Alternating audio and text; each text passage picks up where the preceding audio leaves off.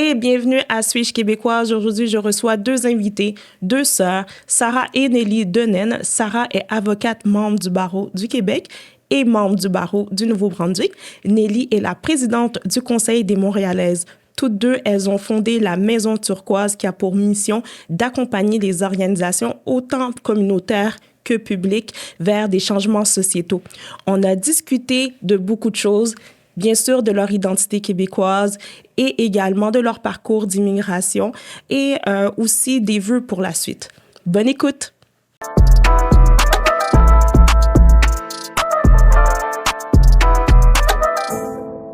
Hey! Salut! Allô! Bienvenue au balado Suis-je québécoise? Merci beaucoup de l'invitation. Comment allez-vous? Très bien. Il y a du soleil dehors. Moi, je me sens ensoleillée. Et c'est toujours un plaisir de te revoir. Ah oui, c'est gentil. Merci. Moi, je suis allée mode météo. C'est ça que je vois.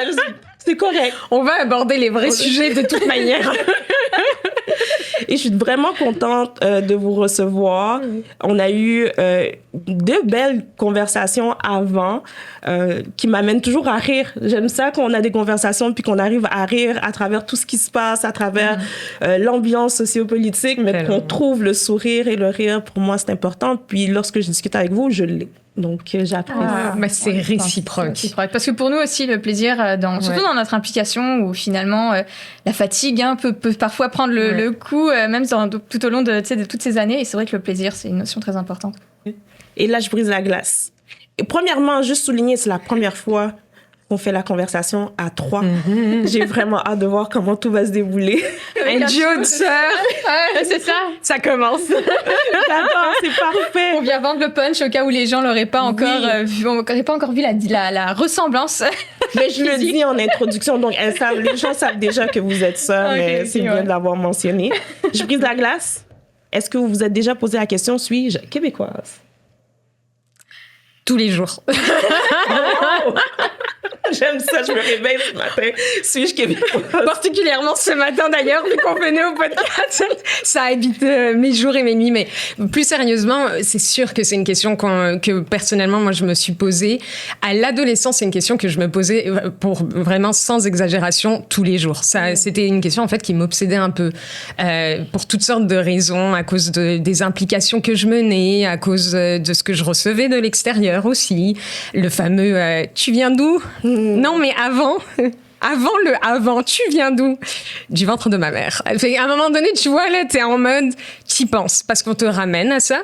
Mais en grandissant, c'était beaucoup plus nuancé. Fait que tu vois, je me sens... Ce qui me vient en tête, là, quand je dois me définir, je viens de Montréal. Ça, c'est la première chose qui sort de ma bouche. Puis après, là, je reviens et je me dis, non, mais c'est vrai, j'ai des référents aussi au Québec. Puis je pourrais me dire, je me sens québécoise, mais jamais sans le dépolitiser. Là, je dis ça, mais après ça, je pourrais approfondir un petit peu. Là, je suis curieuse de savoir qu'est-ce que Sarah va dire. Juste pour être honnête, je ne connais même pas la réponse de ma propre sœur. Fait que j'ai hâte de l'entendre moi aussi. Mais est-ce que je me la suis posée? Je pense que je me la pose pas tous les jours, mais c'est vrai que en fait, tous les jours, je pense que pour rebondir sur ce qu'a dit Nelly, oui, de garder un regard un peu critique sur qu'est-ce que ça veut dire, les identités. Mais c'est vrai que moi aussi, tu vois, à l'adolescence, ayant grandi, en fait, à la croisée de plusieurs cultures, donc étant française d'origine algérienne, donc née en France et ayant grandi, donc à Montréal, je pense que veut pas, effectivement, surtout à l'adolescence, il y avait un peu ce sentiment dans mes... Est-ce que je suis française? Est-ce que je suis algérienne de par finalement mon héritage familial? Puis finalement, je grandis à Montréal, donc mes référents à l'adolescence c'était quand même, fortement, donc c'était vraiment au niveau de Montréal, puis de tout ce que ça voulait dire, donc grandir au Canada. Mais en même temps, je crois que la vraie question, c'est aussi de se dire comment les autres te font sentir. Et je crois que ça, c'est quelque chose auquel il faut s'attarder. Parce que peu importe, j'ai beau me sentir finalement à la fois tout ça en même temps, parce que c'est clairement la personne que je suis maintenant, cette identité qui est complexe et auquel je peux pas apporter une seule réponse. Et en même temps, comment la société me fait sentir, ça, je pense que c'est aussi une autre question. Oui, on va y revenir parce que c'est une question pour moi qui est importante, qui a fait en sorte que ce balado a vu naissance. Mais je veux revenir sur... je ne peux pas me prononcer sans le dépolitiser. Je t'écoute. Mais c'est tellement une conversation que j'ai beaucoup, puis notamment avec Sarah dans notre travail, mais c'est de se dire, est-ce qu'on peut réellement séparer ce type de questionnement de tout du climat, en fait, sociopolitique? Pour moi, je le sais maintenant, je ne peux pas. Ça veut dire que quand il y a des lois, des discours qui portent atteinte justement à ces personnes, comme Sarah le disait, qui se sentent venir de plusieurs cultures, puis qui parfois veulent pas en choisir une plus qu'une autre, parce que le matin, ils se sentent tous ça en même temps, et on est qui, nous, pour leur dire « Ah non, il va falloir que tu choisisses et que tu portes allégeance à un seul drapeau ».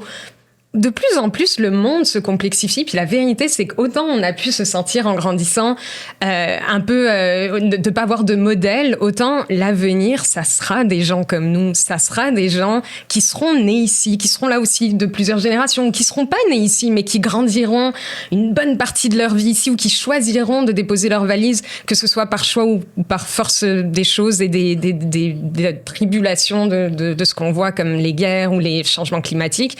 Il y en aura de plus en plus. Et moi, c'est un peu là où, pour moi, on peut pas déconnecter aussi ce qu'on entend dans le discours ambiant politique, ce qu'on entend dans les médias, de comment on se sent. Il faut aussi comprendre qu'on peut être en réaction à ça. Fait que, je donne un exemple, OK? Quand t'entends... Moi, je me souviens, j'étais dans une auto avec une ancienne équipe à moi, que je salue d'ailleurs, elles vont se reconnaître. Mais on était en direction justement dans une assemblée générale avec plein de monde. Puis là, on allume la radio, puis il y a un ministre qu'on connaît bien. Qu'on nommera pas. Parce que j'ai quand même une avocate avec moi, je suis baquée. Mais je la connais pas, mais j'ai pas envie d'aller chercher ses services. Exactement. On s'entend fermière, on les garde minimum. C'est ma façon de voir les choses aussi. Mais qui a dit à la radio, de la manière la plus décomplexée possible, que les immigrants, ça parlait pas français, puis que ça travaillait pas. 80%. On avait nommé ce chiffre-là. Quelle ne fut pas ma surprise en entendant ce chiffre, en me disant « Mais de quoi il parle ?» Mais moi, je suis dans cette catégorie-là. Et je tiens, excuse-moi, je te coupe, vas-y. Je pense que c'est important de mentionner que c'est pas n'importe quel ministre. Non. C'est le ministre de l'immigration. Mais voilà, on nommera pas son nom, mais c'était le ministre de l'immigration. Ce genre de discours-là, ça t'atteint. Moi, je me souviens, j'avais entendu ça, mais j'étais en colère, pour ne pas dire d'autres mots québécois que je maîtrise très bien. Mais parce que ça vient me chercher, parce que tu te dis, mais pourquoi en fait ce portrait-là, pourquoi dépeindre les immigrants, les immigrantes de cette manière-là? Et est-ce que c'est pas une manière justement d'à nouveau tracer la fameuse ligne de séparation? Où au final, tu te dis, jusqu'à quand je vais rentrer dans ces catégories-là? Jusqu'à quand on va dépeindre les catégories de cette manière-là, en oubliant la richesse, en oubliant ce qui est apporté de bien, en oubliant que cette statistique-là, elle est même pas fondée sur des études. En oubliant nos droits aussi, en fait. Le fait que notre société québécoise s'est fondée à la base, a été à l'avant-garde dans le cadre, en fait, des droits de la personne.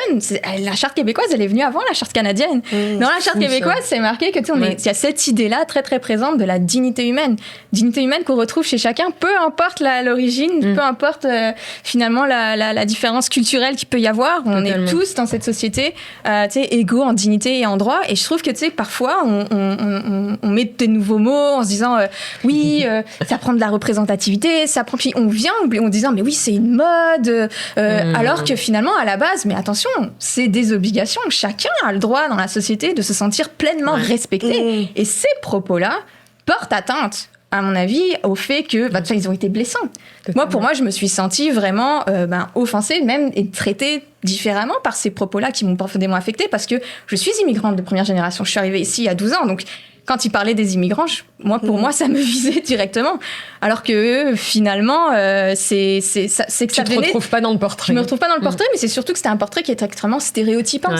Ça vient finalement légitimer des stéréotypes dans la société, et ça vient aussi banaliser, je pense, des propos. Parce que si on se dit, la classe politique, donc ce ministre-là, tient ces propos-là, qu'est-ce qui fait en sorte que finalement, ça n'a pas un effet d'entraînement? Tu vois, je pense que tu vois, il y a vraiment quelque chose. Il faut vraiment faire attention quand on est ministre, et que finalement on est élu pour représenter toute la population, peu importe finalement les affiliations politiques. Ouais. Puis pour faire du pouce sur ce que tu as dit, justement, le discours qui a été mené par ce ministre, je me suis posé la question. C'était quoi l'objectif? Je ne crois pas qu'il n'était pas au courant que ces données étaient fausses. Mais c'était quoi l'objectif derrière ça, de dire ça en conférence de presse? Je veux pas, les conférences de presse, c'est heure de grande écoute. Il y a beaucoup de personnes qui suivent ça. Il y avait une raison. Il y a une raison derrière ça. Moi, j'aimerais tellement ça la connaître. Puis on parle de ligne. Est-ce que c'est pour tracer la ligne? Je veux pas, les gens, plus t'entendent du négatif. C'est quoi la perception? Ça va nous amener vers la perception des autres sur notre identité. Est-ce que vous vous êtes posé des questions sur pourquoi il dit des faussetés à heure de grande écoute, en fait? Je sais pas si moi, je pense que je l'ai vraiment dépersonnalisé du ministre. Pour moi, c'est pas tant ce ministre-là, finalement, qui a tenu, je veux dire, ses propos, évidemment, je pense qu'ils ont été condamnés aussi par beaucoup de personnes, même dans la classe politique, de d'autres partis et tout. Mais je pense que c'est important aussi de se dire, après, qu'est-ce qui est venu? Toutes les politiques, finalement, ou anti-immigration, finalement, et d'une manière extrêmement assumée, ou finalement, ou se dire, par exemple, que la crise du logement, c'est le fait des demandeurs d'asile. Donc, tout ce qui a suivi par la suite fait en sorte qu'en ce moment, sociopolitiquement au Québec, on a quand même un discours et des politiques et là, je pense que c'est très important de le dire même pour les auditeurs et les auditrices là, qui nous regardent. Quand on parle de ça, faut quand même, on se dit pas c'est tous les Québécois en fait qui ont un discours anti-immigration. On parle vraiment de systémique ici. On parle de finalement des politiques en ce moment que le gouvernement met en place qui véhiculent et qui se fondent sur un discours qui est anti-immigrant et aussi anti-demandeur d'asile et qui vient finalement un peu les mettre comme bouc émissaire. Donc ces gens-là qui sont différents de nous, qui viennent finalement, il y en a trop. Et il y a finalement on vient finalement, c'est un peu cette altérité en se disant mais ça c'est les autres et ces autres-là viennent chez nous. Et là, on voit que finalement, le « nous », à ce moment-là, il est extrêmement problématique à porter. Il est excluant. Il est excluant. Plutôt que ce soit un « nous » incluant en se disant, puis en rappelant aux gens, les gens qui viennent demander l'asile, c'est parce que à la base, on a une convention de Genève qui fait en sorte qu'il y a des gens qui sont persécutés, et puis que mondialement, il y a des crises en ce moment, et qu'on s'est donné comme contrat social entre tous les pays d'accueillir des gens qui sont persécutés. Et ça, c'est la base de ce qu'est un demandeur d'asile. Donc, et puis la question après des systèmes et des crises de la santé, évidemment, ça ne veut pas dire qu'il n'y a pas de constat à faire là-dessus en se disant effectivement, il y a une crise du logement, il y a une crise dans le système de la santé, mais est-ce que c'est la faute des immigrants? Est-ce que ces crises-là, elles existaient déjà avant? La faute des demandeurs d'asile, c'est peut-être plus ça qu'ils disaient, là, les demandeurs d'asile. Ouais. Ah, mais on avait parlé des immigrants de manière aussi, large. Les écoles, la faute des immigrants, pas de transport, la faute des immigrants. Je trouve que, et c'est ça, pour revenir à ta question, je trouve que quand on parle, et c'est pour ça aussi qu'on adore ce genre de podcast, bravo Firmina d'en avoir créé un là-dessus, c'est que je crois que il faut qu'on se donne la chance d'en parler parce que effectivement, sinon, le discours ambiant sur l'immigration, ce qu'on en retient, ce n'est qu'altérité, ce n'est que négativité. Moi, je me souviens, à un moment donné, on avait fait ce test-là où je regardais vraiment toutes les nouvelles. Je lisais tous les journaux. J'étais vraiment surconnectée, notamment dans les 2 dernières années avec ce qui se passait en Palestine. Je consommais tout ce qui se disait. C'était assez incroyable les propos que tu peux lire sur l'immigration. Tu sais, si tu colles bout à bout ce que les journaux disent, mêlés aux conférences de presse, mêlés à la classe politique, et même parfois ce que tu peux entendre dans les transports en commun, c'est le côté opposition. C'est un discours qui est facile. Trouver un ennemi, puis c'est pas moi qui le dis la première, il y a beaucoup d'auteurs et d'autrices qui ont écrit là-dessus, mais quand on est capable d'établir un ennemi, c'est souvent plus facile de rassembler derrière, parce que tout la réponse à tes soucis, c'est une personne, une classe de personnes, un groupe de personnes, tu fais front commun et tu es contre ce groupe ou cette personne. Ce qui est plus complexe, par exemple, c'est de pas aller vers l'opposition et de se dire à l'intérieur de ce groupe de personnes, que je le veuille ou non, il y a plusieurs subtilités et je dois aller à leur rencontre de la même manière que je dois aller à la rencontre avec d'autres personnes, parce que c'est ça des relations humaines. Tu sais, quand on parle d'immigration, moi, ce qui me fascine en premier, c'est de se dire, on a besoin d'un guide pour rentrer en relation avec l'autre. À quel moment dans l'humanité on s'est dit, moi, parler avec un autre humain, j'aurais besoin d'un guide, là. Là, attends, faut que j'aille chercher dans mon petit baluchon à expertise. Là, je suis plus sûre de comment je dois m'adresser à la personne. Puis je pense que c'est ça que je trouve le plus dommageable quand on parle d'identité culturelle. C'est que parfois, je me dis, est-ce qu'on n'est pas en train d'oublier, tu sais, de juste parler, d'apprendre à connaître les cultures, d'aller s'informer sur c'est quoi, et de pas se dire, si je m'informe sur le ramadan, il y a donc islamisation de la société. J'ai lu une chroniqueuse qu'on va pas nommer non plus, et elle disait, là, il y a le ramadan, on commence à souhaiter bon ramadan, ça commence, et ça y est, là, c'est la France, c'est l'islamisation, Et je me disais, mais quel raccourci intellectuel! Si moi j'aurais pu faire autant de raccourcis à l'université, j'aurais obtenu mon diplôme beaucoup plus vite. Hein. Moi, il fallait que j'aille chercher les sources pour avancer des choses. C'est plus ça. Moi, ça me fascine. Ouais. Puis quand on parle aussi de politiser, il y a aussi cette question de, je pense que c'est aussi la notion d'engagement, de se dire, mais finalement, à quoi ressemblerait notre société idéale, ce vivre ensemble finalement, qui ne serait pas excluant. C'est un vivre ensemble vraiment, moi je pense profondément ancré sur le respect des droits de la personne, profondément ancré sur la question de la dignité, tous ces enjeux que on n'adresse pas forcément à l'école. Je dirais, t'as eu des cours de mathématiques, j'en suis sûre. Oui. As-tu eu des cours de droit? Non. Donc il y a, c'est pas la panacée universelle, mais quand même, je trouve que si on avait ce langage commun, puis cet idéal commun, puis je veux dire, je le sais, je le vois dans ma pratique, dans notre pratique, tous les jours, où il y a beaucoup de gens pour qui, quand on parle des droits, mais c'est théorique ça. Les droits, c'est pour ceux qui ont les moyens. Les droits, c'est pour ceux qui. Et puis, à la base, c'est aussi ça qu'il faut se dire en se disant, mais il faut se saisir de ces questions-là. Il faut justement se saisir du droit pour se dire, attention, parfois, ces questions-là, oui, effectivement, il peut y avoir des atteintes à la dignité. Parfois, une personne peut vraiment vivre du racisme et elle doit avoir le recours pour le faire, pour pouvoir faire respecter sa dignité-là. Puis au Québec, on a des recours. C'est vrai que la question de l'accès à la justice, c'est tout un autre enjeu. On pourrait ouvrir un podcast juste là-dessus.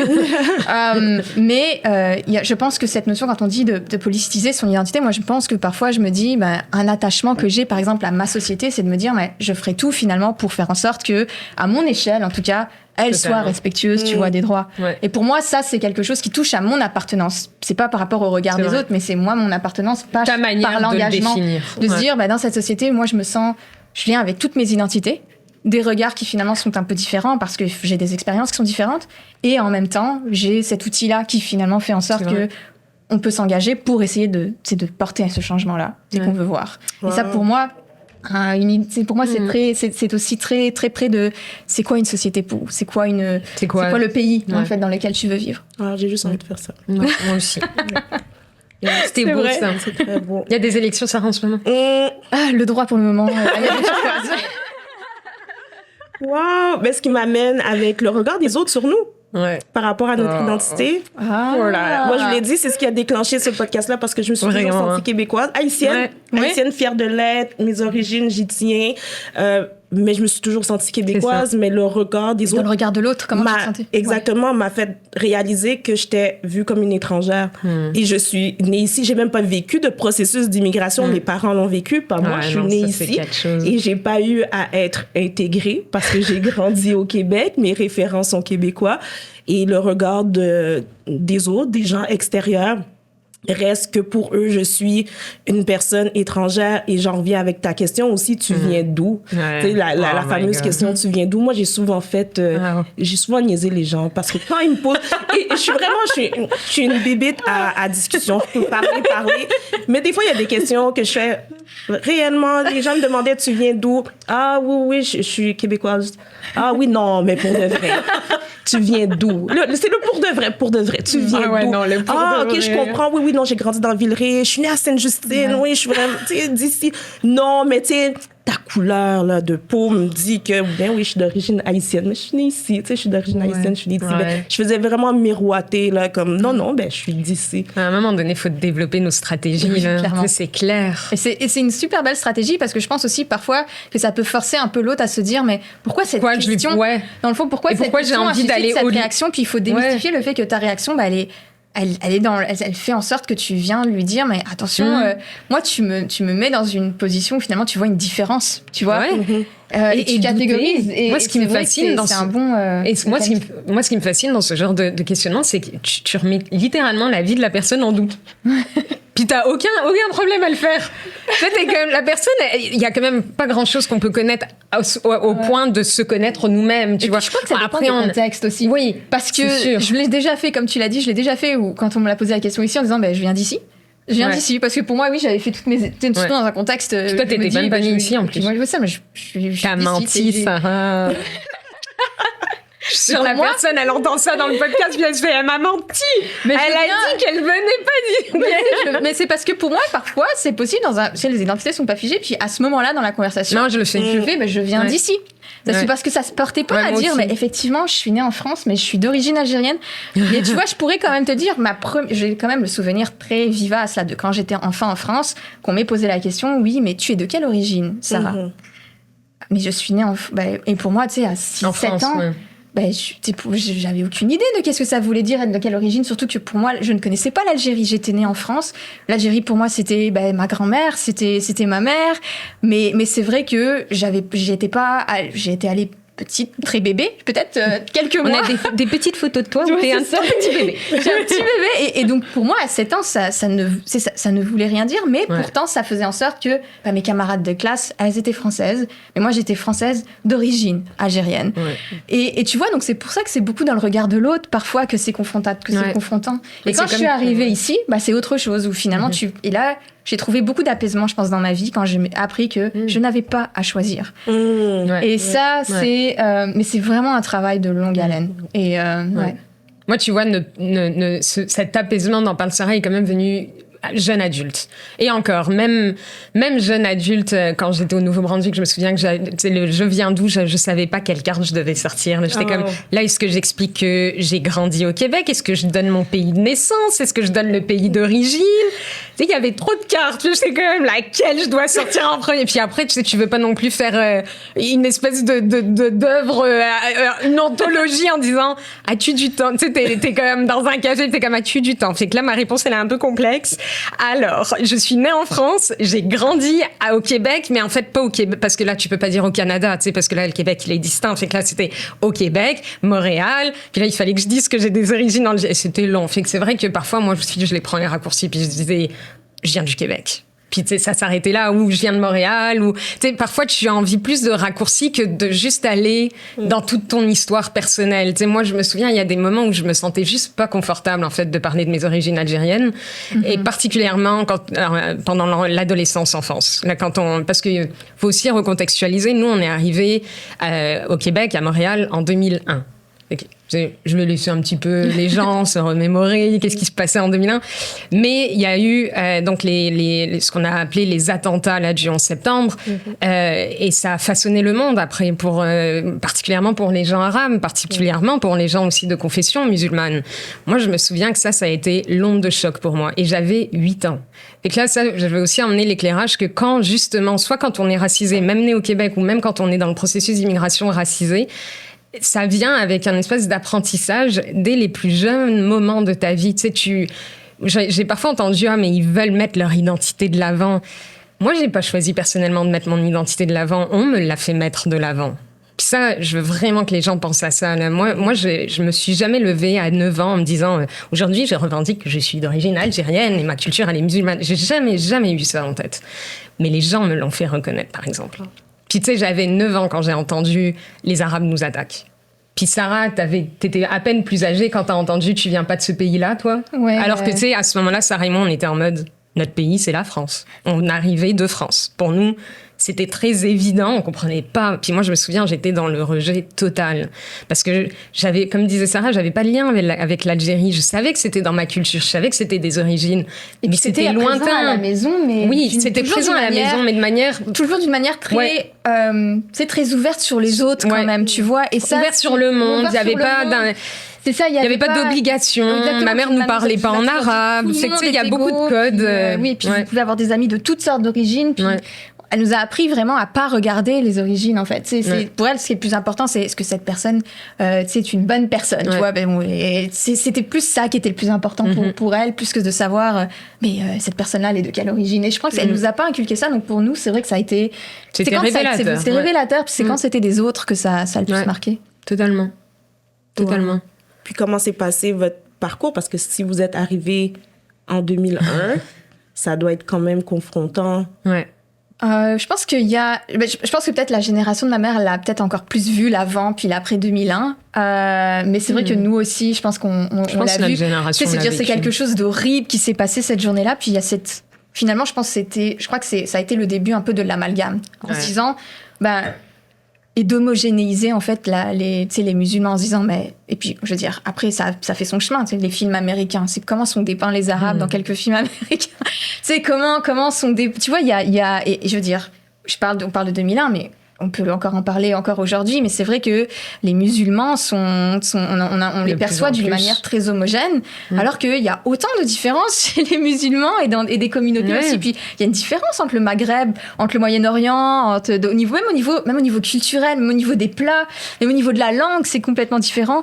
Et c'est vrai que quand on connaît pas, on homogénéise et on fait des amalgames en se disant les gens qui ont attaqué le 11 septembre, forcément oui, tous les Arabes ont cette étiquette d'être des terroristes et c'est vrai que c'est et puis là encore faut toujours je réalise que tu vois ça dit beaucoup que je pense quand même à toujours faire la distinction en disant quand on dit ça c'est vraiment pas tout le monde qui est comme ça, tu vois, mais je trouve que là on est dans une société où on inculque en se disant mais comment c'est perçu ces propos là, alors que finalement c'est important de le dire, mais c'est important, oui, il faut pas faire des amalgames parce que finalement il y en a encore, puis je veux dire il y a des partis politiques, puis même en France, et même aux États-Unis, tu sais, qui se font élire sur ces peurs-là et ces amalgames. Totalement. Mais oui.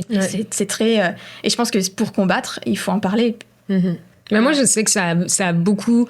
Tu sais, j'ai eu comme 2 rapports avec cet événement. Le rapport avec mes yeux d'enfant, de juste entendre les Arabes nous attaquent, où je savais que, donc, il ne fallait pas que je sois associée à ça, parce que c'était négatif. C'est comme ça qu'on me le dépeignait.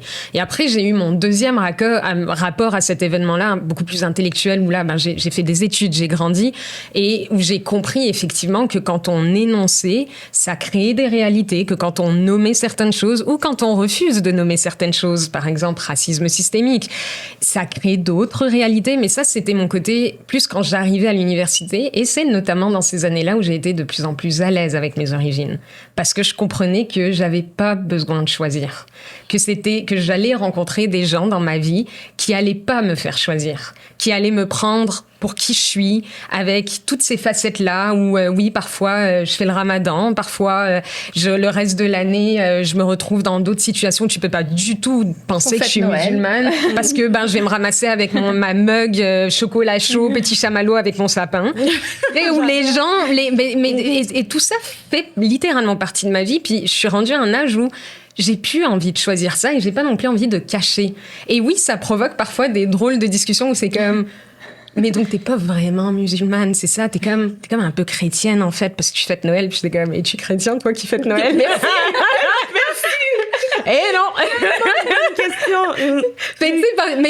Mais tu vois, quand ces discussions ont lieu dans des environnements où je sens que la personne a vraiment envie de jaser avec moi, aucun problème. Let's go, on en parle. C'est toute la question d'aller vers l'autre. La différence entre aller vers l'autre, puis le questionner, comme tu nous partageais. Le ramener à une différence, et tu vois cette... Pire encore, comme tu nous racontais, Firmina, es-tu sûre? C'est comme je te raconte une partie de ma vie, puis tu remets en question ce que je dis. Oui, et la personne a même osé parce qu'elle a dit, mais qu'est-ce qui s'est passé avec ton accent? C'est loin, c'est loin. Et ça, pour moi, tu vois, moi, je qualifie pas ça d'espace où t'as le goût de poursuivre la discussion. Mais justement, t'as juste envie soit de charrier la personne ou de te moquer de sa gueule, soit de mettre fin à la conversation. Parce que comme, mais si tu me crois pas déjà sur ma vie, alors quand on va parler politique et de différentes opinions, tu sais, c'est mort, en fait. On oublie, là. Clairement. Et puis après, c'est là où finalement, il y a aussi, tu sais, quand on parle de vivre ensemble, puis de pouvoir se retrouver, tu vois, nous, on a eu aussi je trouve cette chance-là. Oui, quand on était adolescente, on avait des grands amis de la famille qui étaient acadiens. Et c'est vrai qu'on n'a pas prédit, mais notre trajectoire professionnels nous ont amenés au Nouveau-Brunswick. Donc, on a aussi vécu et travaillé en francophonie canadienne. Et ça, c'est quand même un regard qui est complètement... Moi, je pense que c'était complètement... Le fait d'y avoir travaillé a transformé quand même mon rapport sur la francophonie au Canada. Et puis, on travaille aussi avec des organisations super aussi ailleurs, à l'extérieur du Québec. Et c'est vrai que tu trouves quand même c'est très rafraîchissant de se dire mais oui, il y a des francophones à l'extérieur du Québec aussi, tu vois, parfois on les met pas, on n'en parle pas suffisamment et c'est vrai que j'ai aussi découvert c'était quoi vivre dans un contexte minoritaire, de se dire je veux être soignée dans la langue de ma détresse. Si je parle l'anglais, mais pour moi c'est important que quand je suis malade je puisse utiliser le français qui est ma langue maternelle. Et donc c'est vrai que donc forcément le fait d'avoir pu voir ça et de le vivre, ça a fait en sorte qu'effectivement ça a un peu je pense que ça a enrichi ma perspective, ouais, c'est clair. Wow, mais là je veux savoir vous êtes allé au Nouveau-Brunswick, vous avez travaillé là-bas, vous y avez vécu, même si c'était pas juste des allers-retours de travail. Ouais. Vous êtes revenu au Québec. Comment vous vous êtes senti? C'est parce que moi, je suis partie en 2014. Ouais. C'était juste Ouais, c'est ça, 2014. Et je suis revenue... fin 2019, mais vraiment fin de l'année ouais, c'est ça, 2019, ouais. Moi, j'ai fait 2015 et je suis revenue en pleine pandémie. Traumatisant un petit peu, mais c'est une autre histoire. Mais je te laisse terminer. Mais c'est vrai que c'était particulier parce que veut pas, c'est là où je trouve que parfois, tu sais, l'identité, elle peut aussi être très locale. Comme par exemple, Montréal, je savais qu'elle me manquait. Oui. C'était particulier, tu vois. Montréal, je trouvais que, tu sais, la manière, je suis une très grande fan, tu sais, de culture et c'est vrai des festivals montréalais. Puis la vie à Montréal, tu sais, me manquait. Donc pour moi, c'est vrai que ça a été décisif en se disant, j'ai adoré mon expérience au Nouveau-Brunswick, mais c'est vrai que je voulais rentrer à Montréal. Et en même temps, je me disais, mais je veux pouvoir continuer à travailler, tu sais, puis à voir les gens du Nouveau-Brunswick parce que ça a été super. Ça a été. Écoute, je pense que ça a transformé ma carrière, clairement. J'ai eu des opportunités là-bas que j'ai pas pu. Moi, la raison pour laquelle j'ai quitté, c'était vraiment au niveau du travail. Donc, c'est vrai que les opportunités professionnelles qui ont été avancées là-bas étaient tellement belles et étaient tellement.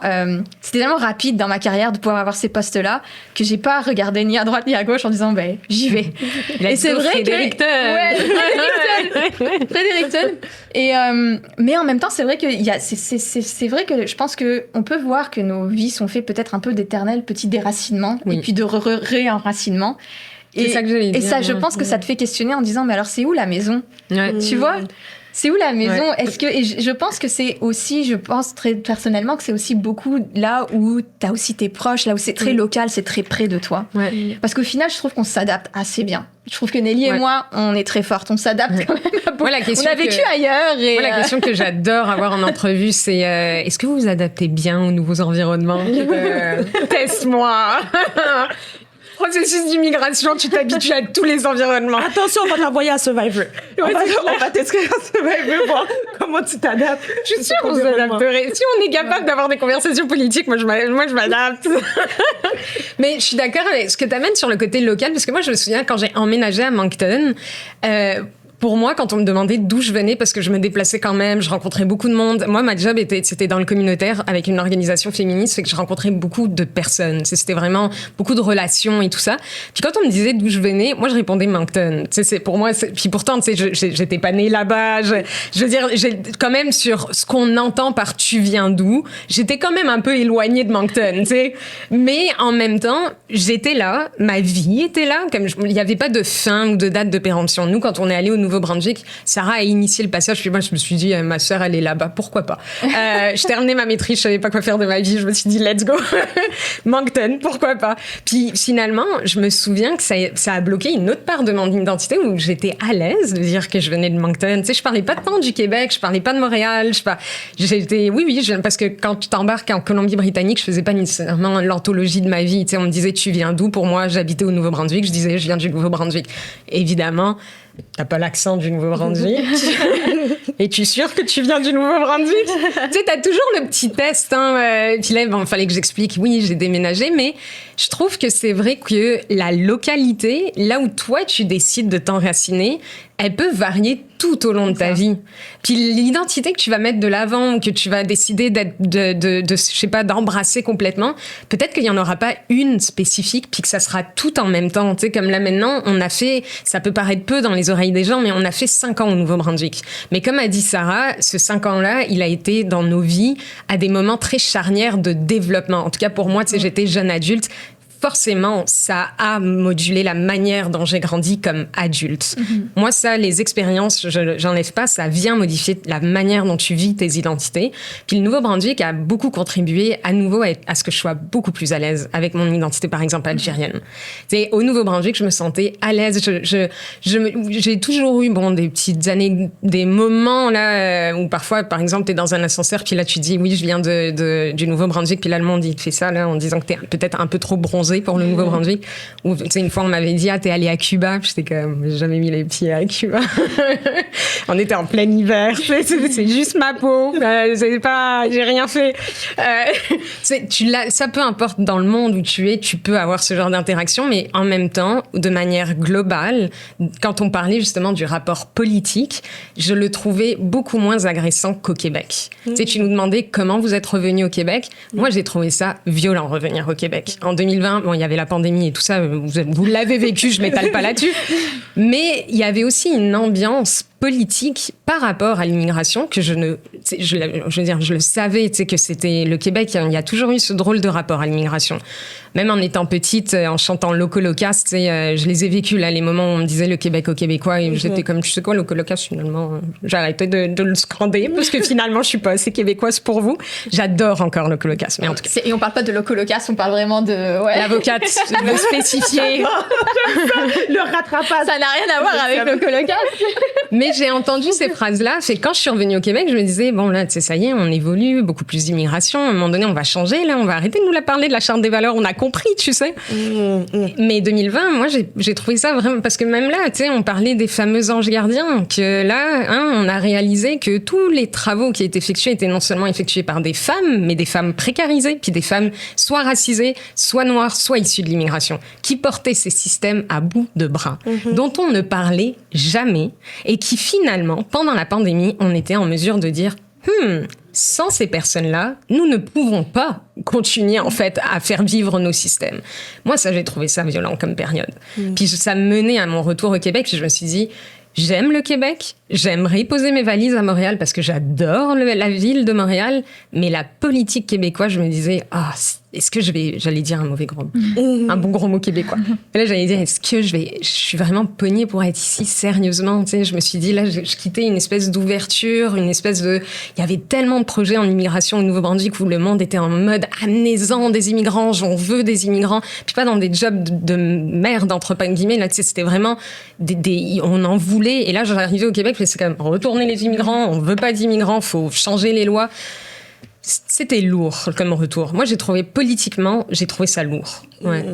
Puis même en termes de recherche de logement, j'ai trouvé ça lourd aussi. Il y a beaucoup de choses au Québec que je me disais, on vit des crises et au lieu de trouver les groupes à viser et à se dire, au lieu d'avoir une vision de société, au lieu de bâtir des logements, au lieu de bâtir des villes féministes, au lieu de bâtir des villes sécuritaires, on est là à dire non, le problème, c'est l'immigration. Puis je me dis, on passe tellement à côté de quelque chose pour créer des projets de société qui ont du sens. Surtout que finalement, c'est quand même c'est une société qui s'est bâtie sur des projets avant-gardistes et de société et d'audace et d'ouverture. Et tu sais, j'en reviens, tu sais, moi je dis toujours, tu sais, 75, là, tu sais, là. Même là, il fallait quand même le se dire, on se date d'une charte des droits de la personne. Et puis, c'est ça qui fait en sorte que parfois, comme elle dit Nelly, tu vois quand même qu'il y a des changements. Mais après, je pense qu'ils sont globaux. Bah oui. C'est vrai que le populisme, on voit cette montée. Il gagne le monde. Ouais. C'est mondial. Et après, c'est encore plus choquant quand tu te dis que 51% de la population d'un pays aux États-Unis peuvent et même élire, tu vois. Puis on voit qu'est-ce qui se passe aux États-Unis et tu te dis, mais personne n'est à l'abri. Je pense que c'est ça qu'il faut retenir, et c'est que il est élu démocratiquement. Et donc, c'est important. C'est pour ça qu'il faut regarder il faut toujours être très critique. Et je pense que c'est très, très important. C'est l'éducation civique et de pouvoir en parler à l'école et de toujours pouvoir avoir ce regard-là en se disant, attention, apprenons à nos jeunes à trier l'information, apprenons, à essayer. Et je pense que ça va être critique dans les prochaines années aussi, pour essayer justement de faire en sorte qu'on a une population ou des jeunes, qui sont avertis sur les enjeux de société. Et ça, je pense que ça va vraiment être le combat des prochaines années. Clairement. On parle d'éducation civique, participation citoyenne aussi, des changements sociétaux.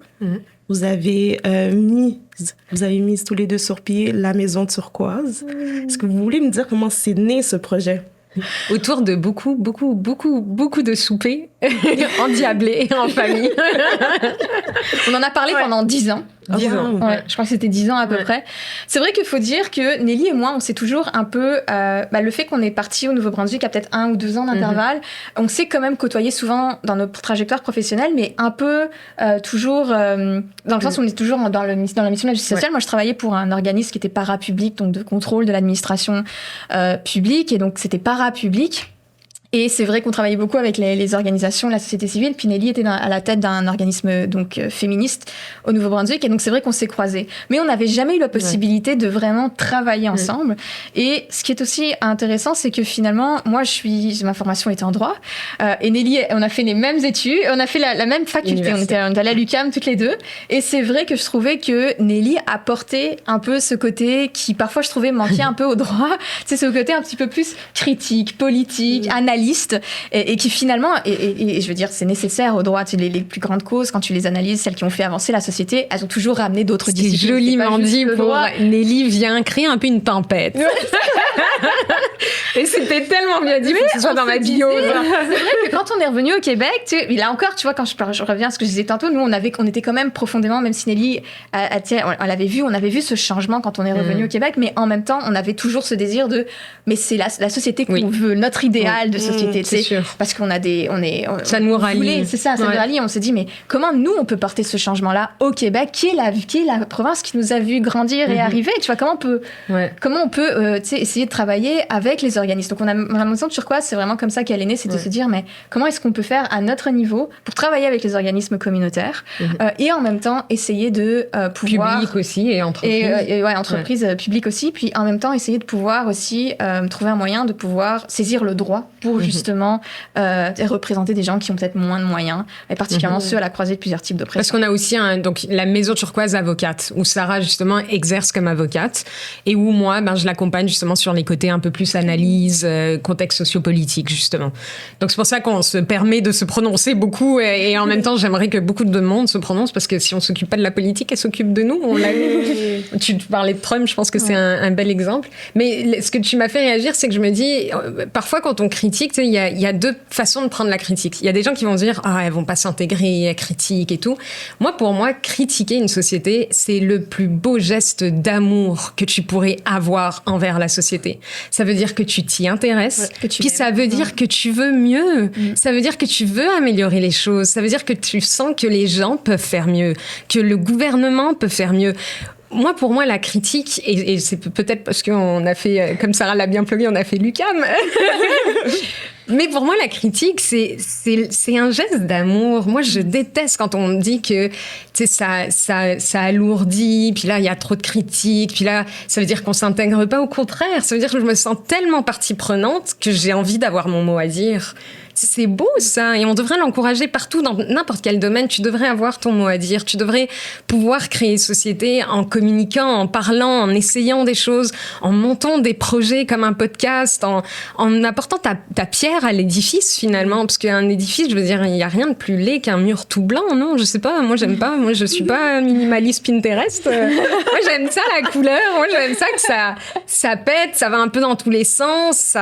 Ça communique quelque chose, ça communique qu'on est en vie, ça communique qu'on a envie de créer des choses, c'est comme la Maison Turquoise. Ce qu'il a créé, la vérité, là, c'est un peu de colère, beaucoup de colère, beaucoup d'indignation. C'est la volonté de se dire à notre petite échelle qu'on peut aider des gens, qu'on peut aider des groupes. C'est quoi d'autre? C'est un soupçon de vitalité aussi, là, où on se disait, on a envie de démarrer un projet, là, et de communiquer ce que nous, on vit dans nos débats de famille au souper, parce qu'on s'arrache un peu les cheveux quand on mange ensemble. C'est le sang algérien, français, québécois, tout ça, hein, tu mets ça dans la même marmite, ça pète un petit peu. Mais c'est beau, hein, c'est très beau, mais ça parle fort, ça. Et moi, j'adore, moi, j'ai grandi là-dedans, puis pour rien au monde, je voudrais effacer ça de qui je suis. Parce que ça fait en sorte que j'aime parler, ça fait en sorte que j'aime créer, ça fait en sorte que j'aime rencontrer. Tu sais, quand tu nous as invités sur le podcast, première chose, c'est on s'est dit, mais quelle belle occasion de parler d'un sujet qui souvent est pas abordé ou mal abordé ou nous mène un peu nulle part et qui pourtant fait sens, tu sais, nous, dans la manière dont on a créé la Maison Turquoise. Et c'est pour ça qu'on a appelé ça comme une maison.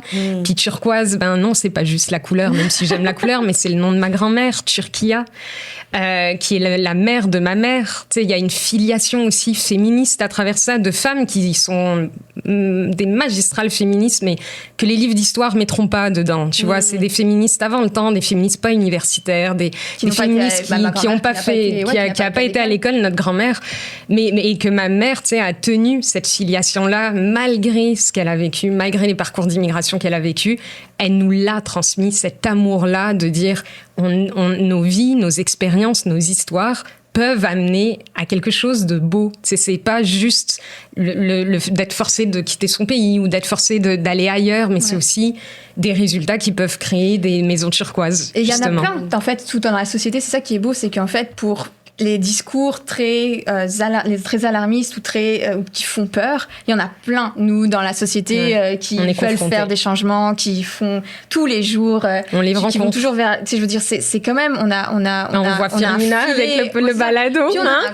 On a un filet social et communautaire aussi, même au Québec, qui est incroyable. Tu sais, qui manque de financement, certainement, qui pourrait faire beaucoup plus, mais quand même, tu sais, tout ce qu'il fait déjà à bout de bras. Et c'est vrai que moi, je trouve qu'en même temps, la Maison Turquoise, ça a un peu transformé, tu vois, quand tu me disais, mais quand on a commencé le podcast en disant on se regarde dans le regard de l'autre, tu vois, comme moi, je sais que quand on est arrivé pour m'inscrire à l'école, une des premières choses qu'on m'avait dit, c'est parce qu'on m'avait reculé d'1 an, parce que j'avais pas l'âge, quand on comparait les systèmes français, québécois, c'était pas tout à fait équivalent au niveau de l'âge, donc en France, c'était un petit... Quand on est arrivé, j'aurais dû être dans une année plus, je pense en secondaire 2, puis on voulait me mettre en secondaire 1. Et je me souviens quand je lui ai dit non mais moi j'ai déjà fait une année de collège, puis la personne tu sais maman se battait, maman était dans la salle aussi, elle a dit c'est ça l'inconvénient de voyager. Oh wow. Et tu vois, et je suis sûre que cette femme doit même pas se souvenir de moi. Tu sais, je pense que mais nous on se souvient d'elle. Mais moi c'est traumatique comme phrase, parce que je me dis mais c'est l'inconvénient de voyager. Tu sais, c'est quand même extrêmement fort. Et nous, ce qu'on voulait faire avec la Maison Turquoise, c'est que, et ça vient beaucoup de notre mère, c'est que jamais, malgré ces petits traumatismes, ces grands traumatismes... T'as pas besoin de les nuancer. Je suis sûre les gens qui nous écoutent, ils sont capables de dire ceci est un trauma. Les traumatismes aussi que moi, qu'on voit aussi dans tous les bénéficiaires de la Maison Turquoise, parce qu'il y en a beaucoup, et on en voit là, Firmina. Tu sais, on voit vraiment des choses aussi catastrophiques dans notre société. Puis... Malgré ça, tu sais, l'idée, c'est pas sombrer dans le repli. Parce que ça, c'est la meilleure victoire. C'est de se dire, non, je fais pas société avec les autres. Au contraire, je pense que la plus grande victoire, c'est de se dire, mais non, mais à mon échelle... J'ai pas à choisir. J'ai pas à choisir, puis je vais contribuer au changement. Et je trouve qu'il y a énormément de personnes, tu sais, qui le font et qui l'ont fait de manière... incroyable. Puis je veux dire, faut pas oublier, au Québec, on a beaucoup d'auteurs ou de grandes personnes par la littérature, par la musique, tu sais, qui sont des enfants de réfugiés, tu vois. Et ça, c'est une histoire à porter fièrement. T'as tout à fait raison. Continuer à contribuer au Québec, prendre sa place, peu importe. Peu importe les circonstances, la situation, ce qui est dit, de prendre sa place puis de se laisser être totalement. Tout à fait. Wow. Puis moi, à ça, j'ajoute là de créer des ponts. On est beaucoup à avoir ces histoires-là. Faut en parler, faut qu'on échange, faut qu'on crée des occasions pour vraiment se dire, ok, je suis pas à côté de la plaque de me sentir comme étrange en pensant à tout ça. On n'est jamais seul, tu sais. Puis j'ai l'impression que plus on se remet ensemble, puis même avec des personnes qui n'ont pas vécu le processus d'immigration, tu sais, moi je pense à des super bonnes amies à moi qui parfois comprennent pas tout là du processus d'immigration ou de racisme systémique, ou parce qu'elles le vivent pas, parce qu'elles ne l'expérimentent pas, parce qu'on leur a jamais rappelé ces questions-là, mais qui pourtant se donnent comme mission jour après jour de lire tout ce qui s'écrit sur ces sujets-là. Moi, là, quand j'ai des amis comme ça, je me dis j'ai des amis en or, mais après ça, je me dis, c'est possible alors. C'est possible de s'intéresser quand tu comprends pas. C'est possible de les lire quand tu es pas sûr que tu as vécu la réalité. Puis c'est possible, même quand tu ne comprends pas la réalité, de pouvoir te solidariser avec les personnes qui le vivent. Tu peux quand même. Ça là, et c'est pour ça que, tu sais, moi j'ai l'air nunuche là, mais moi je parle beaucoup d'amour, ok? Moi je suis du type à faire des mots puis à dire l'amour. Sarah, elle, c'est la dignité et les droits, et moi j'arrive comme l'amour. Mais avec les deux, la dignité, le droit, et se dire que quand on aime notre société, on en parle, puis on la critique, puis on essaye de mettre des projets en œuvre. Pour moi, ces trois-là ensemble, c'est des ingrédients. C'est vraiment des ingrédients de vivre ensemble, mais d'avancer dans la société, puis de se doter d'une vision, tu sais, de se dire non, on va pas écrire un énième article pour dire à quel point l'immigration c'est sa faute qu'on n'ait pas de logement, à quel point c'est sa faute qu'il y a de l'itinérance, à quel point c'est...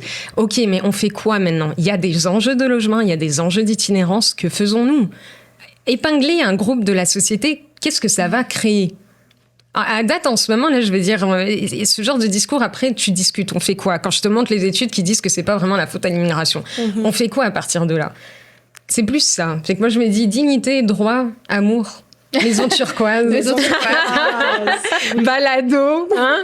Ne suis-je pas québécoise? Ah, j'aime beaucoup. C'est quoi la suite pour terminer? Ah, la suite, bah, je pense que, tu vois, comme la suite, c'est ça, elle est à créer, je crois, en fait. Et c'est ça qui est le plus beau, c'est qu'il y a encore tellement de combats à mener. Il y a tellement, et puis quand on parle, moi je parle de combat, tu sais, non, dans le vraiment du côté même juridique et droit et tout, mais il y a encore tellement de luttes à mener et je pense que tu sais il faut jamais se reposer sur ses acquis, pas se dire tu sais l'état de droit là il faut le défendre, tu sais il faut rester tu sais fidèle à cette vision là, tu sais, finalement de se dire mais on appartient, tu sais on est tous des êtres humains, on est tous égaux en dignité en droit et puis ça c'est vraiment en tout cas tu sais je me dis le jour où j'y croirais plus je raccrocherai la toge vraiment. Tu mettras la clé dans la maison turquoise. Exactement. Donc pour nous à la maison, notre suite pour nous c'est d'écrire les prochains chapitres de la maison turquoise. Ouais. Puis le truc c'est ça qui est super beau, c'est qu'on n'est pas les seuls en fait à l'écrire. On l'écrit avec toutes les autres organisations qui nous font confiance, toutes les personnes aussi qu'on a le privilège tu sais de défendre. On trouve énormément d'inspiration de la part de notre travail. C'est très très enrichissant. C'est vraiment c'est du positif parce que tu trouves même quand c'est extrêmement éreintant, très fatigant au niveau de tu sais, des choses très terribles que tu peux voir. Les côtés de là où finalement le côté magique de l'être humain aussi fait une différence. Moi, je trouve que c'est une source de ressourcement en fait. C'est perpétuel. Ouais. Tu ajoutes quelque chose? Moi, je nous souhaite de continuer à créer. Ouais. À pas s'arrêter à tout ce qu'on entend, à pas s'arrêter à cet immobilisme parfois que justement nous fait dire et je reste sous la couette aujourd'hui, là c'est trop dur. Moi je vous souhaite de continuer à créer et puis les gens qui nous entendent aujourd'hui là, de continuer justement à en parler et de continuer à se dire que c'est possible de même malgré que l'avenir est très sombre, de se dire si on est là, autant créer en ce moment. Hein, on est là. Et on est là pour rester, qu'on le veuille ou non. Désolée, je n'ai pas mon billet de retour. Je reste au Québec. Si vous n'avez pas aimé, vous êtes pris avec nous parce que la Maison Turquoise n'a pas l'intention de déménager. Oh, j'adore. Merci à toi, Firmina. Merci à toi vraiment d'avoir créé ça parce que c'est superbe. Ouais. Vous reviendrez. Avec plaisir. Avec plaisir.